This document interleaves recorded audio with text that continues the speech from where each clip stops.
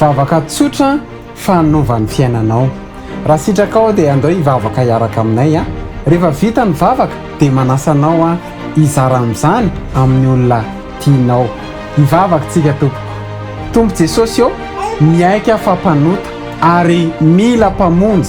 Mino aho fa mahatony ny fahotako teo amin'ny hazo fijaliana ianao, ary mino aho fa ianao izany mpamonjy izany Jesosy. Tsy mahavitra tena fa ianao ny mpanavitra ahy, ary androany dia apetrako aminao ny finoko, ary ianao irery no Andriamanitra sy mpanjakako mandrakizay. Ka amela ny fahotako rehetra, avy miaina atao anatiko ary mandrosoa atao am-poko Jesosy.